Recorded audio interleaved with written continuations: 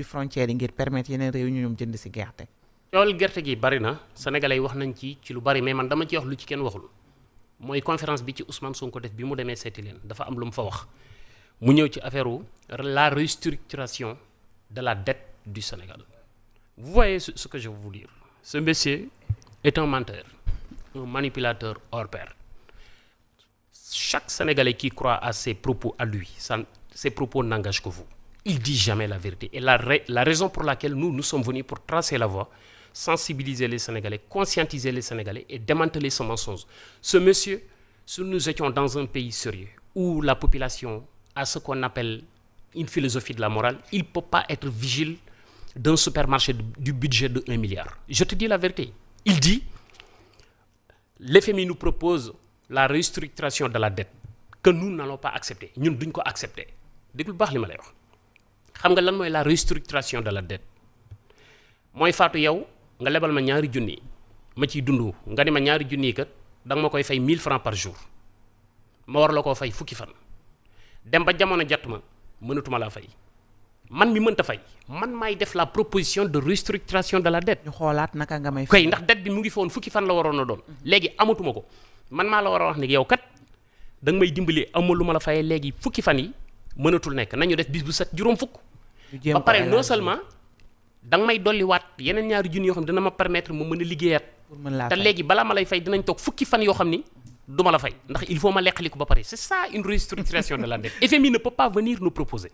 nga dégg ca conférence de presse ba mu ne. lii may wax ni mooy propos wu président mooy propos wu ministre des finances. dégg lu baax li ma la wax ni le gars il a un génie prophète dans le mensonge moom dans sa tête président de la République ak ministre des finances bu ñu weetee ak partenaires yi dañ naan leen non Ousmane Sonko moom waxi dof lay wax bu leen tenir compte moom li muy wax moom pour moom loolu la jàpp ni gars yi loolu la ñuy wax dagg cordon ombilical boobu nag la bëggoon. moo tax mu bëgg a xamal FMI ni lii may wax ni du samay wax fekk na c'est pas vrai il ignore complètement ce qui se passe entre les partenaires et le président et son ministre des finances et ce qui est malheureux pour cette nation. Est-ce que Sénégal mérite cela? Comment un premier ministre peut ignorer ce qui se passe entre le ministre des Finances, le président de la République et les institutions partenaires? Et c'est le comble de l'ignorance que j'ai l'habitude d'expliquer dans ce pays. Quand l'ignorance explose, dans ses particules, da nga ciy gis insolence, arrogance, ignorance, les insultes, les injures. C'est ça, malheureusement. moo tax ma ni il est normal que ñu ñëw engagé wu ak képp ku mel ni ñun su ma nee ñun mooy man ak réew yi nga xam ne ñoom laa àndal ñu politique et il se trouve partout dans le monde ñu war a am capacité wu déclencher ce qu'on appelle le fibre patriotique pour sénégalais yi nga xam ne Sénégal ñor na leen intéressé leen te ñu nekkoon ñu réticent toog di seetaan xamal leen ni il est temps nous on peut faire l'affaire et nous sommes venus pour sauver cette nation ñooñu ñoo war a jóg et loolu la ñuy nekk di def nii malheureusement soo demee au niveau de la Banque mondiale am nay sénégalais yu fa nekk yoo xam ni depuis 40 ans ñu ngi Banque mondiale soo demee au niveau de la NASA boo demee Silicon Valley boo demee Chine boo demee Japon boo demee Juba boo demee Grimboxo am na sénégalais yoo xam ni ku leen jox Sénégal en 2 ans ñu développé ko voilà loolu moom mooy suñu rôle ñooñu la ñuy wootal loolu buntu boobu la ñuy ubbi pour enfin réunir toute la majorité silencieuse qui restait le Sénégal qui était d'ailleurs la seule option qui restait le Sénégal pour se développer. mais Cheikh est-ce que sénégalais yi dinañu gëmati genre promesse yooyu bul fàtte ne ñii ñu tabb jamono ji loolu la ñu diggoon askan wi dans 2 mois dans 2 ans dinañ defar réew mi et gis nga après tout ce qui se passe loolu dafay gën a sonal ñi nga xam ne ñu ngi ci ginnaaw te bëgg laaj réew mi aussi. vous avez parfaitement raison xam nga man sama différence ak monsieur Sonko ñaari yoon yu bokkul la ñu jaar Sonko il est venu dans ce qu'on appelle une exploitation de cerveau de la jeunesse inapte dafa commencé ci suuf di nax sénégalais yi ndóol ñaari yoon benn ñi ndóol ci poche ba pare ndóol ci bopp moo tax mu am ci masse ci diggante bi réunir nañ fal ko mais pour mu yëg problème la mënut a convaincre universitaire bi mu convaincre sénégalais yu matul yooyu ba masse bi bari ça crée une boule de feu très jolie am na ay intellectuels yu ñëwoon adhéré yoo xam ni gëmuñu ko woon mais ñëwoon nañ adhéré parce que amoon nañ espoir bu utiliser woon masse bi ko topp pour ñu tabax réew mi bu xamoon yoon mais ñooñu sax dafa heurté wu ak réalité bu leen convaincre ñun dañoo commencé sur des sénégalais stoïciens ñëw ci cartésiens ñëw ci intellectuels ñëw ci universitaire man ñooñu nga xam ni Sonko bu jéggee seenum ndox duñ ko naan ci xam-xam man ñooñu laa convaincre ñooñu nag laay waxal ñoom ñoo war a jóg ñu ñëw ñu dajaloo ci fulla ak fayda teg discours bu leer ñu nangu réew mi defar ko am réew kenn du ko tabax ci lu neex askan bi dañ koy tabax ci lu amal njariñ réew mi moo tax man la il nous faut une récréation d'une république complète ñu jël l'humain la base d'un développement durable la clé de voûte c'est l'éducation il faut que les Sénégalais soient éduqués et c'est ça la réalité et loolu ñu nekk ci biti ñooy gën a comprendre li may wax et d'ailleurs ñu ngi réagir je pense qu'on fera l'affaire bientôt. d'accord ñu desandi tuuti ci Fonds monétaire international d'ailleurs ñoom sax bi premier ministre waxee mbirum restructuration de la dette ñoom tontu nañu ko xamal ko ni que loolu moom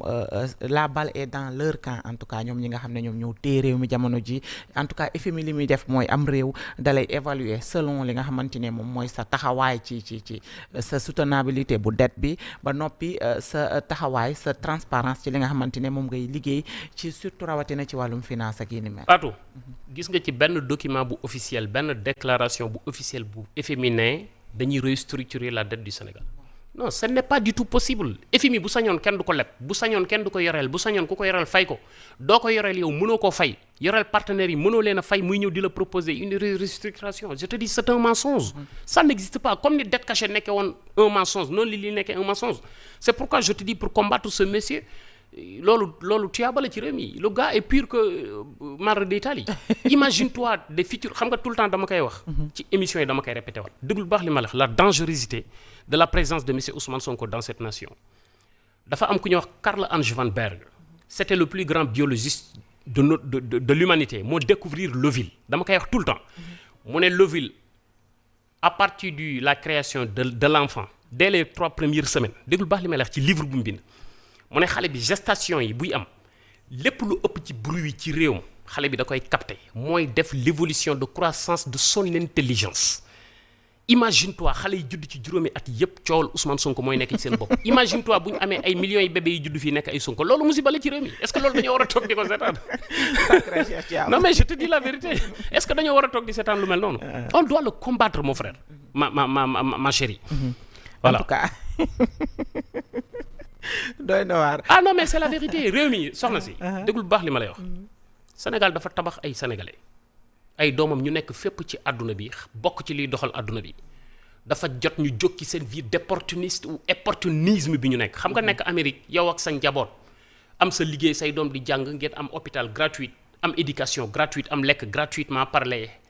charitaires yi ñuy teg wala les allocations sociales yi nga bàyyi sa réew te réew yooyu ñu nekk li fa gën a terre à terre ci àdduna réglé nañ ko muy xiif lekk feebar faju xale bu juddu jàng nit ku am fu mu dëkk am ay yére yu mu sol ñun mënatu guñ koo lijjanti ñu toog di seetaan loolu waratuñu moo tax devoir patriotique la man c'était une obligation qui s'imposait à moi moo tax ma gelé sumay activité aux États-Unis ñibbi si engagé wu xam nga malheureusement damay traverser obstacle yu bari l'intelligence day exclure souvent son porteur à l'isolement car voir au-delà de l'évidence est une exclusion solitaire et bi ci des c'est difficile d'être intelligent vivre dans une société qu'on glorifie la médiocrité parfois da ngay gêné wu l'une des rares plateaux yu mag yu may toog ci télé bi mooy seen télé bi ndax borom moo am dimension ak ouverture man ma mais télé yi ëpp ci réew mi fii ak émissions yi dañ ma censuré mais loolu taxul may wax li tax may wax mooy peuple sénégalais ñi bëgg réew mi génn ci jafe-jafe yi mu nekk ñi xam ni réew mi war a génn ci jafe-jafe yi ñi xam ni ñun du ñu moroom 1000 fois ñi fi nekk ni tey ñooñu la ñuy tàllal loxo ñu ñëw ñu àndandoo ñu fuqati réew bi te barke borom Touba dina leer bu ci kanamee. may ñu fi ak 1 an rek nga xool. ayca ñu jéggi frontière tuuti wax ci li nga xamante ne moom mooy situation actuelle bu monde entier rawatina li ñuy wax la première puissance mondiale les États-Unis Donald Trump moom daanaka Cheikh dafa mel ne daal moom dafa bëgg contrôler àdduna wërngël képp gis nañ ko mu dem ne coppet ab président yóbbu ci réewam. jàpp tëj gis nañ ko mu bëgg a def li nga xamante ne moom mooy changer li ñuy wax Groenland ci moom daal en tout cas li mu bëgg en gros moom mooy téye réew mi à sa guise téye monde bi à sa guise. Poser de belles questions. C'est rare ci journaliste Sénégal ñuy dugg ci géopolitique. xam nga àdduna bi moo jëm ci benn monde bu hostile li am ci géej gi moo nar a am. les règles internationaux yi ñu teg ci ay Nations Unies maanaam nit ñi dañoo war a ni ñaar téeméeri réew yu manqué tuuti organiser ko. respecté ko Amérique da cee bëgg a génn ni mu ko bëgg a génnee mooy dafa bëgg a bafouer les règles les normes internationaux moo tax li am nii boo xoolee li mu def Venezuela. dem jël Maduro yóbbu ko États-Unis dafa am lu ko waral benn bi ko moom li mu laytoo te lu ci bari am na ndax dëgg la xam naa ko mooy l'ensemble de l'Amérique latine ñoom guerre froide bi ñu nekk di xeex ak Amérique mooy dañuy créer ay drogue yoo xam ne xeetu drogue yoo xam ne dañuy jox ndigal cartel yi ñu koy organiser drogue yooyu di dugg ci ay bateau di dugg États-Unis ñi waaye di nit ñi ñuul ñi waaye di nekk biir États-Unis mu leen di rey bu ñaaw man mi dund New York ak ñi fa dund ñi dund États-Unis xam nañu ni drogue bi moo raw poison ci américains yi. Trump nee na loolu mooy raison plus boo xoolee bi ñu bëgg a attaqué